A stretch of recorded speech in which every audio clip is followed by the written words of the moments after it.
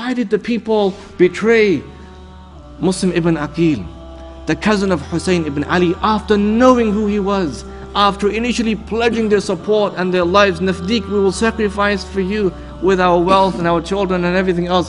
How could they betray him in such a lame, in such an awkward fashion, in the space of a day, from the morning till the evening?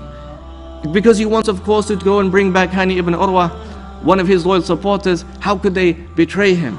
And that in fact is called the bystander's effect. The women would say to their children, you don't need to go and support Ibn Aqil, because there are other people who can do that for you. It's 18,000 base, others will do the job.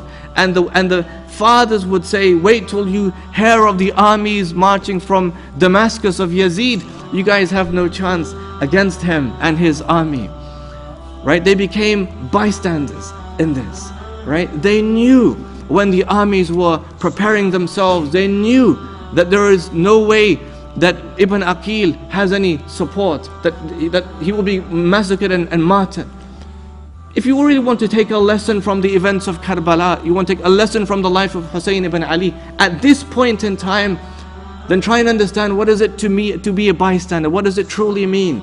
There's been so much discussion about this because of recent events. In fact, the case in 1964 of Kitty Genovese, the case of the 38 witnesses who saw the murder of a woman in New York who was stabbed, raped, killed, and there were 38 witnesses to that murder. Since that time to now, there has been more than 600 articles and papers written to try and understand what is the psychology of the one who bystands and says, you know what, it's bad, but I can't do anything to help it. And people like Philip Zimbardo, in his analysis from the Lucifer's Effect, How Good People Turn Evil, has explored this. From his analysis, there are like two things, and there's obviously more, but he says one is this diffusion of responsibility, where you think, well, I know it's bad, but there's a lot of us and other people can do the job. Like we see images of human suffering, we see Muslims starving, we see Muslims being killed, and you think, well, I know it's bad, but the ummah is so big, maybe other people will take the lead and do something fantastic. Maybe this will happen, maybe that will happen.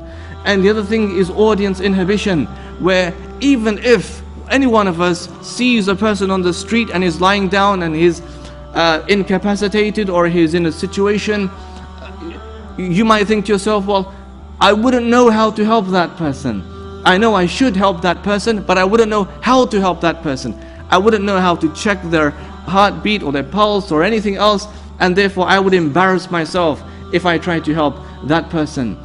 Right? So you have these things, but every one of us is in that situation. The people of Kufa, they sat back and they just watched. They became bystanders.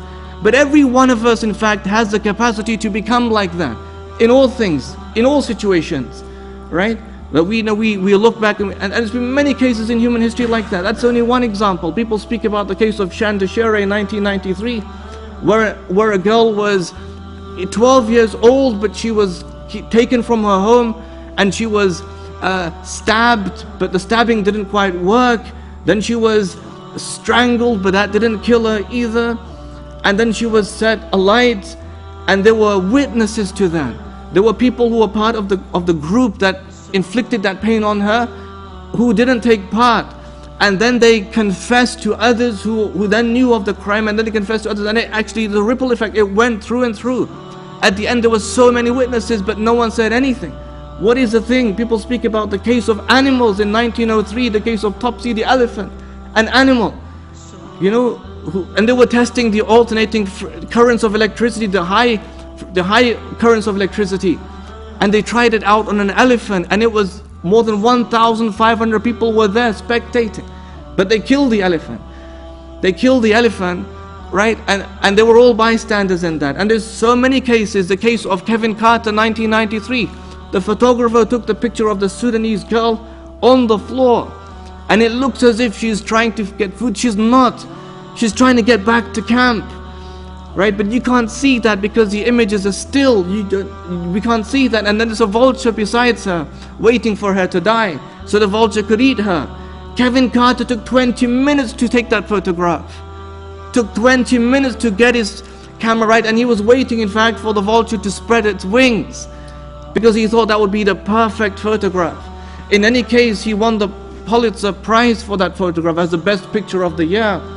But it takes 20 minutes, and although he repelled the vulture, he made no effort to take this Sudanese kid into some area of safety. And he killed himself, of course. Within a few weeks after winning the prize, he committed suicide.